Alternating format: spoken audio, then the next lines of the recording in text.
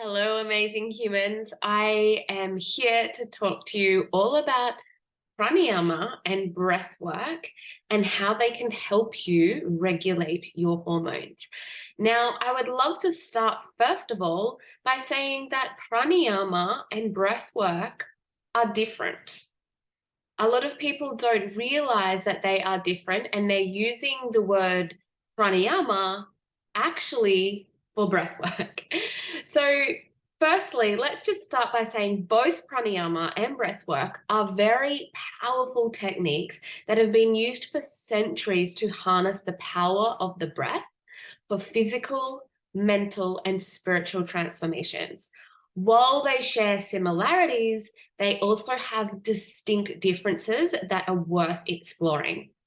So let's look at what pranayama actually is. Pranayama is an ancient Vedic practice that focuses on conscious breathing techniques. It is derived from the Sanskrit words prana, meaning life force or vital energy, and ayama, meaning control or expansion. So pranayama itself is translated to the expansion of life force, and its purpose is to improve the body's capacity to retain and increase prana in the body by using 5 specific techniques. If your breathing practice does not incorporate these specific techniques, it is breath work that you're doing, not pranayama. These 5 practices, or these 5 techniques, are Purak, which is inhalation, Rachaka, which is exhalation, Antarkumbhaka, which is internal retention, so holding the breath in, and Bahaya Kumbhaka, which is external retention, so holding the breath out for a period of time, and bandhas, which are the locks. Furthermore, there are some essential components that make a practice a pranayama technique. So let's explore those a little further.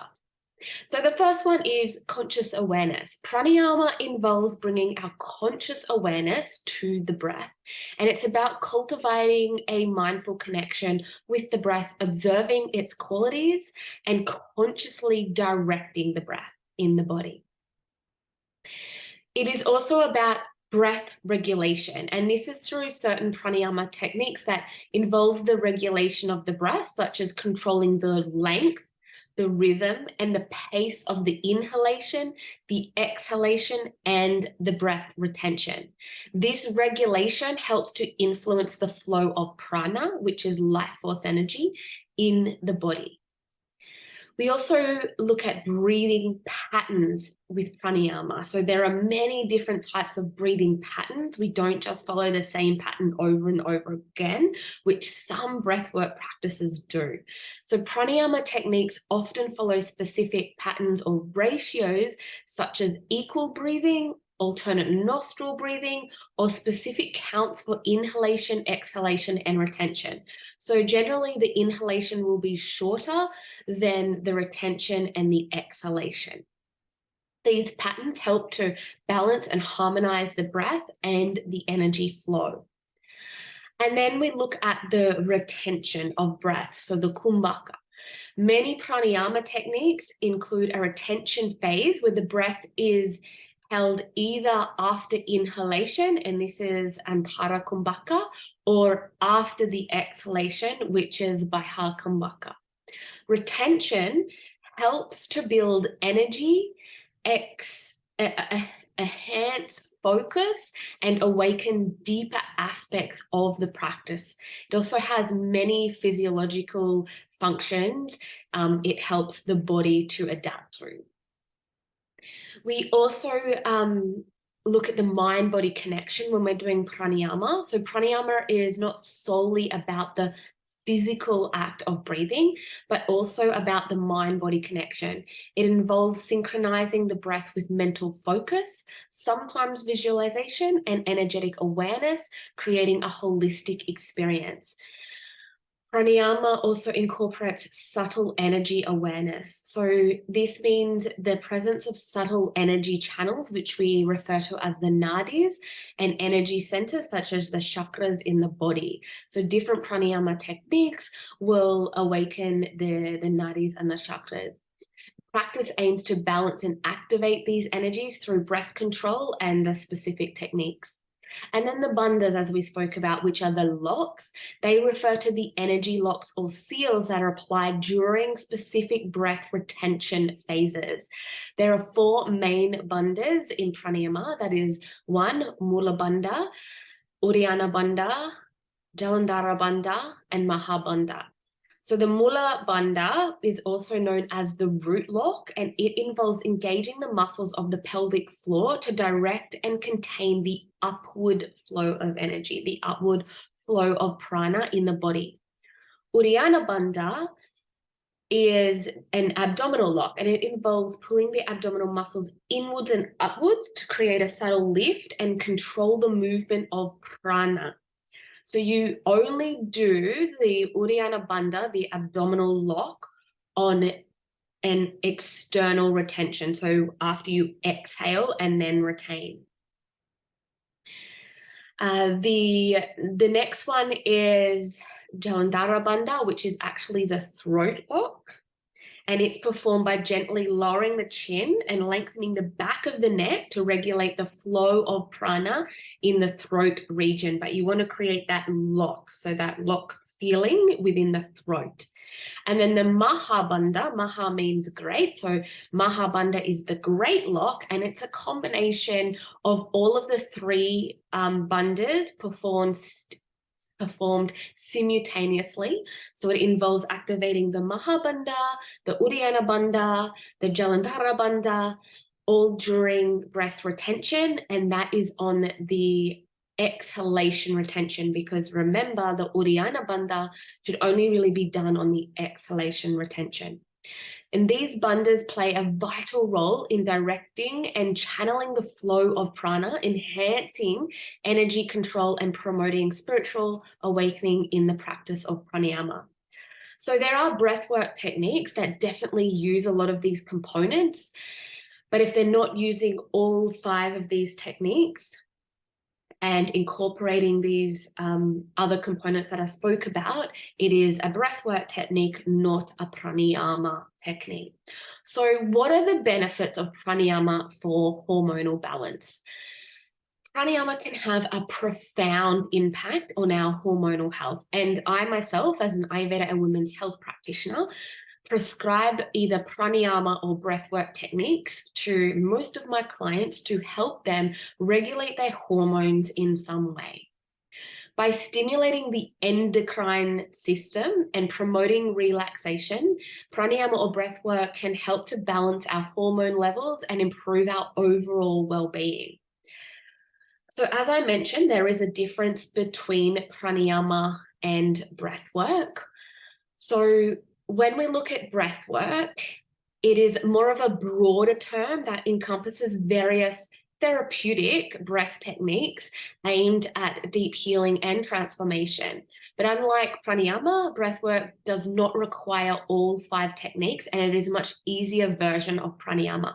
So breath work should always be done to warm up into any pranayama breathwork techniques, and also be prescribed to clients or to yourself who may be new to pranayama or breathwork, because pranayama can be quite difficult to perform, to do it properly.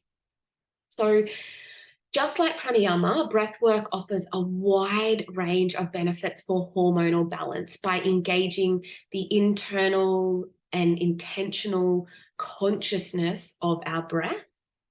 And we also can release emotional blockages through breathing practices. We reduce stress, so we help to balance our stress hormones by putting ourselves into more of a parasympathetic state and a homeostatic balance, so managing the cortisol levels. We also create that harmonious internal environment so that our hormones can start to communicate with each other. Because a lot of hormonal imbalances comes from the communication pathways have been interrupted. And so we know that hormones are chemical messengers. And if we can regulate those chemical messengers, we can regulate the hormones speaking to each other, therefore the hormonal balance.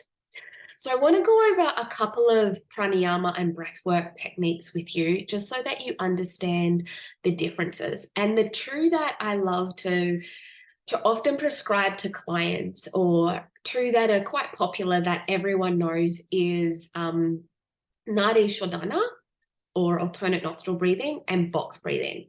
Now, please note there are so many different pranayama and breathwork techniques. These are just two of them.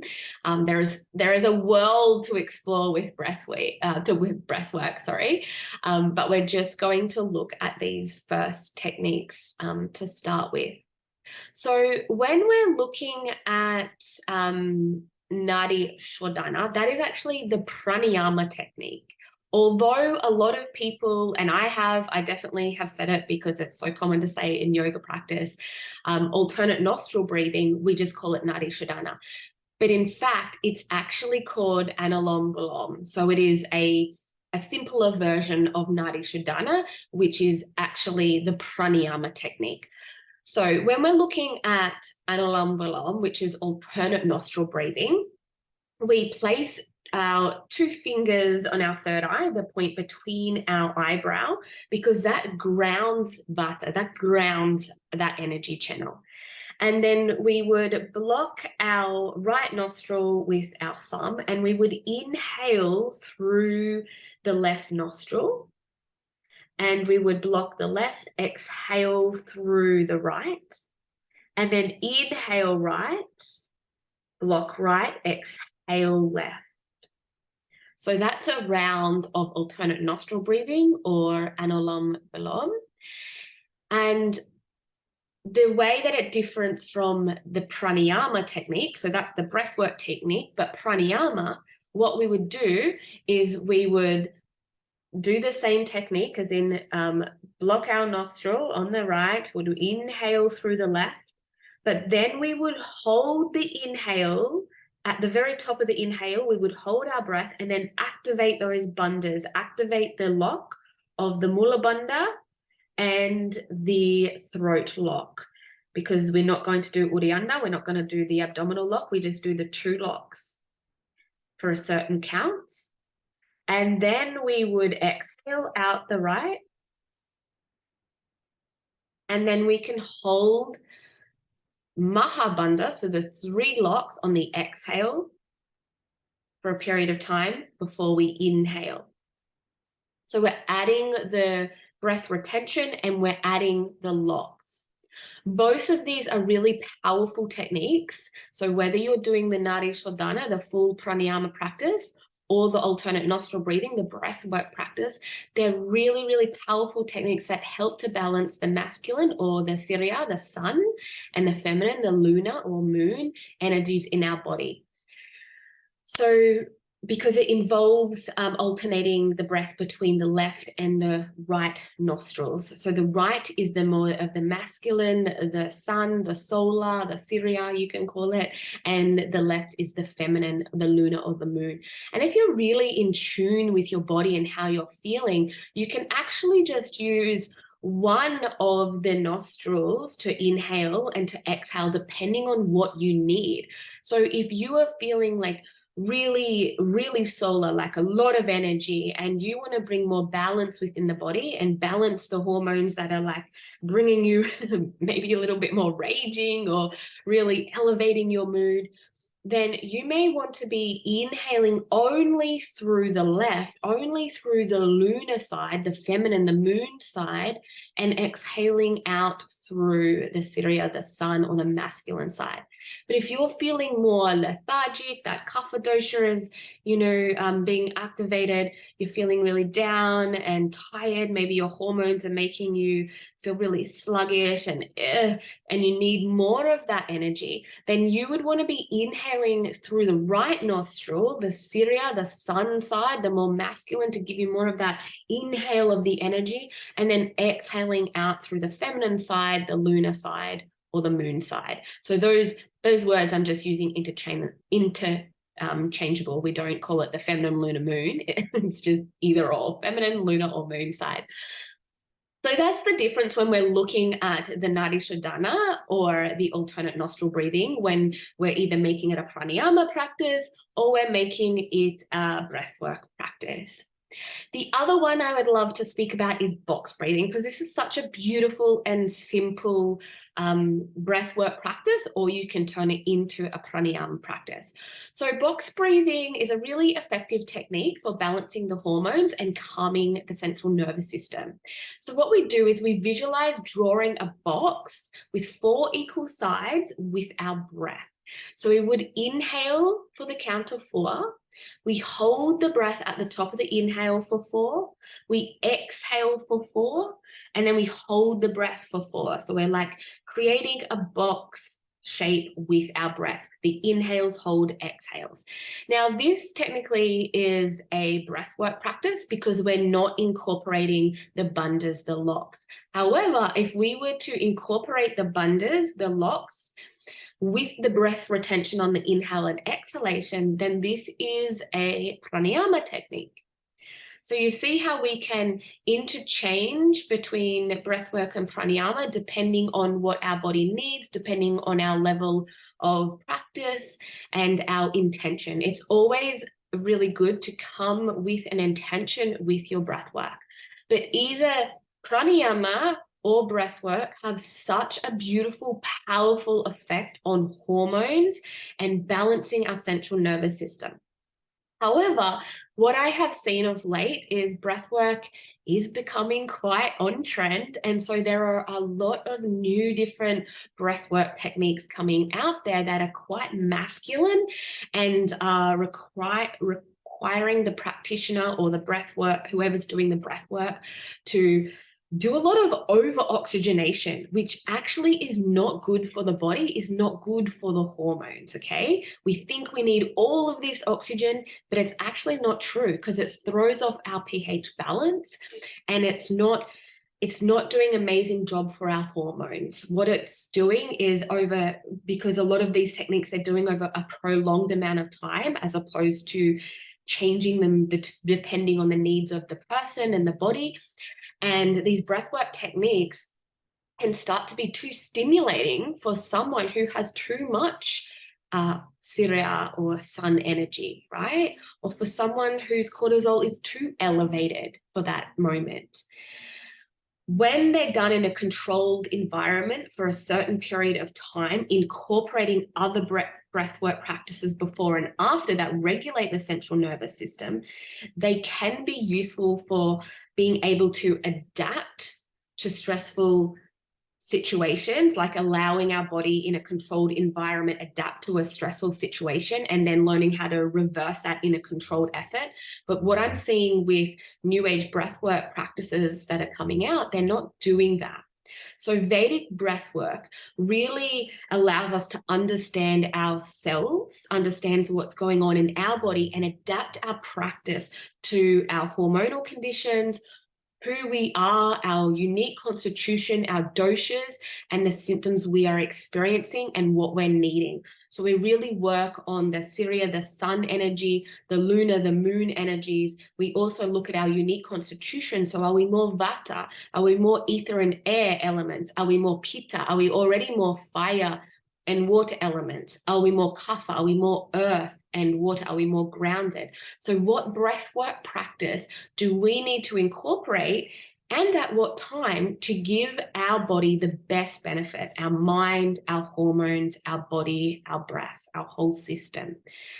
And that's why I have created the ISOL Breathwork certification program to really help you understand your own individual constitution and how you can adapt breath work to your individual constitution and your own needs, but also how you can prescribe breath work to your clients for their individual needs, because everybody is so different.